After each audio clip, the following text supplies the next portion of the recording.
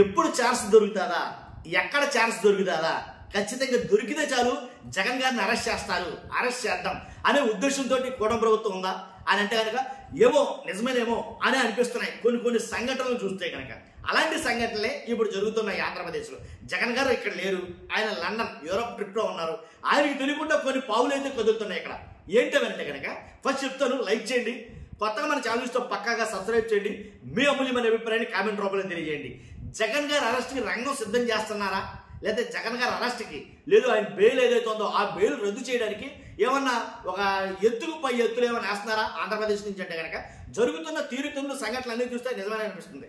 ఎందుకనంటే ఏదైతే జగన్మోహన్ రెడ్డి గారు యూరోప్ వెళ్తారో, యూరోప్ వెళ్లే ముందు పర్మిషన్ తీసుకున్నారు సిబిఐ దగ్గర, సిబిఐ కోర్టులో పర్మిషన్ ఇస్తే కనుక పర్మిషన్ ఇచ్చినప్పుడు యాజ్ పర్ మ్యాండేటరీ ఏంటంటే రూల్ ఏంటంటే ఇతర దేశాలు వెళ్తే కనుక బెయిల్ షరతులతో కూడినటువంటి వ్యక్తి ఇతర దేశాలు వెళ్తే కనుక ఒకటి ఫోన్ నెంబర్ ఇవ్వాలి, రెండు మెయిల్ ఐడి ఇవ్వాలి.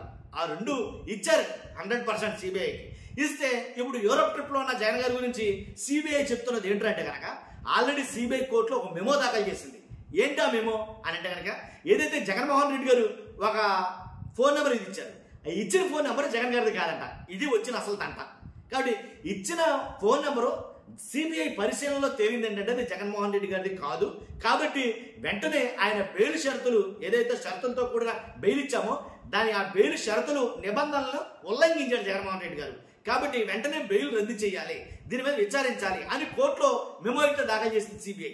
నిజంగా వాస్తవం మాట్లాడుకుంటే కనుక జగన్మోహన్ రెడ్డి గారికి అసలు ఫోన్ నెంబరే లేదంట, ఫోన్ వాడరంట ఆయన. కాబట్టి అలాంటప్పుడు మరి ఎలాగా జగన్ గారి ఫోన్ నెంబర్ను పరిశీలనలో తేలిందంటే కనుక వాస్తవంగా ముఖ్యమంత్రి స్థాయిలో ఉన్న వాళ్ళు ఏం చేస్తారంటేనట, వాళ్ళు పర్సనల్గా ఫోన్ నెంబర్ లేకపోయినా పర్సనల్గా ఫోన్ వాడకపోయినా వాళ్ళ వ్యక్తిగత సిబ్బంది పిఏ కావచ్చు, సెక్రటరీ కావచ్చు, ఎవరైతే అనునయులు వ్యక్తిగత సిబ్బంది ఉంటారో వాళ్ళ దగ్గర ఫోన్లు ఉంటాయి. ఆ ఫోన్ల ద్వారా కమ్యూనికేషన్ అనేది, సమాచారం అనేది ముఖ్యమంత్రి కావచ్చు, మాజీ ముఖ్యమంత్రి కావచ్చు చేరుతూ ఉంటుంది. కాబట్టి అలాగా వాళ్ళు ఇతర దేశాలు వెళ్ళినప్పుడు కూడా వాళ్ళ వ్యక్తిగత సిబ్బంది కూడానే ఉంటారు. వాళ్ళ వ్యక్తిగత సిబ్బంది ఫోన్ నెంబర్లు ఇస్తారు, సిబిఐ కావచ్చు, ఎవరికైనా సరే, సిఐడి కావచ్చు, ఎవరికైనా సరే. కాబట్టి ఆ రకంగా ఇస్తారు, అంతేగాని వాళ్ళ ఫోన్ నెంబర్ అంటే ఏం లేదు.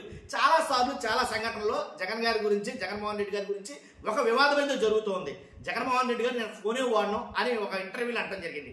అప్పటి నుంచి చాలా ట్రోల్ చేశారు జగన్మోహన్ రెడ్డి గారిని, కోటీశ్వరుడు కాబట్టి ఫోనే లేదంట, ఇలా ఈ రకంగా చాలా ట్రోలింగ్ అయితే జరిగింది ఆయన మీద. వాస్తవంగా హయ్యర్ అఫీషియల్ ఆ స్థాయిలో ఉన్న వాళ్ళు ఫోన్ వాడటానికి అసలు ఆస్కారమే ఉండదు. ఒకవేళ ఫోన్ మెయింటైన్ చేయాలంటే కనుక అసలు 24 గంటలు ఫోన్ కాల్స్ రిసీవ్ చేసుకోవడం సరిపోద్ది వాళ్ళకి. కాబట్టి వాళ్ళ ఫోన్ వాడరు, ఒకవేళ వాడాల్సిన అవసరం ఉన్నా సరే వాళ్ళకి అవసరం, వాళ్ళ వ్యక్తిగత సిబ్బంది ఉంటారో వాళ్ళు వాడతారో వాళ్ళు కమ్యూనికేట్ చేస్తూ ఉంటారు ముఖ్యమంత్రి గారికి. కాబట్టి మాజీ ముఖ్యమంత్రి గారికి అయినా సరే ఆ రకంగానే ఒక నెంబర్ అయితే ఇవ్వడం జరిగింది. అది జగన్ గారిది కాదా అని అసలు ఇబ్బంది ఉండదు. మరి ఎందుకని ఈ విష ప్రచారం జరుగుతుంది జగన్మోహన్ రెడ్డి గారి మీద అంటే ఫోన్ నెంబర్ ఇవ్వలేదు కాబట్టి బెయిల్ రద్దు చేసేస్తారా? ఆ ఫోన్ నెంబర్ తంద కాదని బెయిల్ రద్దు చేస్తారా? నా నెంబరే ఇస్తానని ఎక్కడ రూలు ఏమైనా మెన్షన్ చేశారా? లేదుగా. మరి కోర్టు బెయిల్ షరతులు ఏముంది, ఓ ఫోన్ నెంబర్ ఇవ్వాలి, అలాగే మెయిల్ ఐడి ఇవ్వాలి. కాబట్టి ఆల్రెడీ తీసుకున్న ఏదైతే గడువు ఉందో ఆ గడువు లోపల వచ్చేయాలి, ఇదే కదా. కాబట్టి అలాగే ఫోన్ నెంబర్ ఇవ్వడం జరిగింది, మెయిల్ ఐడి ఇవ్వడం జరిగింది. మరి పరిశీలనలో అది కాదని తెలియడం జరిగిందంటే ఇదంతా ఒకటి అయితే కనుక ఇది ఎవరికి తెలియకపోయినా సరే కొన్ని ఛానల్కి, TV5 కానీ కొన్ని పత్రికలకు కానీ ఇది ఎలా తెలిసింది అసలు, ఇది ఎవరో వాళ్ళు మాత్రమే ఎందుకు ఈ వీడియోలు టెలికాస్ట్ చేస్తున్నారు నాకు అర్థం కాదు. కాబట్టి ఏది ఏమైనా సరే అసలు నిజంగా సిబిఐ మెమో దాఖలు చేసిందా లేదా, అసలు నిజంగా జగన్మోహన్ రెడ్డి గారు ఫోన్ నెంబర్ కోసం పరిశీలించారా లేదా అని ఇవన్నీ కూడా అనుమానాలే. కాబట్టి ఇన్ని అనుమానాలు నడుమ ఒక విష ప్రచారం అయితే జరుగుతుంది. బెయిల్ రద్దు చేస్తారో జగన్మోహన్ రెడ్డి గారిని అరెస్ట్ చేస్తారు, బెయిల్ రద్దు అయిపోతే జగన్ గారిని అరెస్ట్ చేస్తారు, ఇదే కదా. ఇలాంటి ఒక విష ప్రచారం అయితే జరుగుతుంది రాష్ట్రంలో. కాబట్టి ఇలాంటిది అంటే ఏం జరిగినా సరే మిన్ను విరిగి మీద పడినా సరే జగన్ గారు అరెస్ట్ అయిపోతారో అర్థమైందా? ఏది జరిగినా సరే జగన్ గారు అరెస్ట్ అయిపోతారని ఒక వాదన అయితే నడుస్తుంది. ఏదేమైనప్పటికీ ఇప్పుడు నేను చెప్పిన ఈ వీడియోలో ఈ విషయాలు అయితే ట్రాష్ అని కొట్టుపడేస్తాను. ఎందుకంటే సిబిఐ పరిశీలనలో ఫోన్ నెంబర్ అవన్నీ నన్ను అడిగితే కనుక అదంతా అబద్ధమేమో నాకు అనిపించింది. కాబట్టి నిజాలు ఏంటనేది రానున్న రోజుల్లో తెలియాలి. అది పక్కాగా నిజంగా అది అయితే కనుక వేరే ఆలోచిస్తారేమో చూడాలి. కాబట్టి యూరోప్ ట్రిప్లో ఉన్న జగన్ గారు వస్తే కానీ తెలియదు ఏం జరిగింది అనేది. కాబట్టి నిజంగా అక్కడుండి కూడా యూరోప్ నుండి కూడా జగన్మోహన్ రెడ్డి గారు భయపడుతున్నారా ఏంటని నాకు అనిపించింది నాకు. ఎందుకంటే ఇక్కడ ఉన్నప్పుడు ఎలాగో భయపడుతూ ఉంటారు ఆయన. కానీ యూరోప్లో ఉండి కూడా జగన్ గారు భయపడుతున్నారంటే అది నిజంగా మామూలు విషయం కాదు. అక్కడున్నా సరే ఇక్కడ ఎలా జరుగుతుందంటే ఆలోచించాల్సిన విషయమే.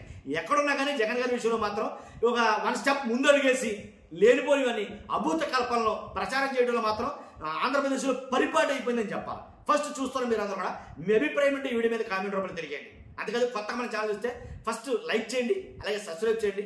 మీ అమూల్యమైన అభిప్రాయాన్ని కామెంట్ రూపంలో తెలియజేయండి. Thank you very much.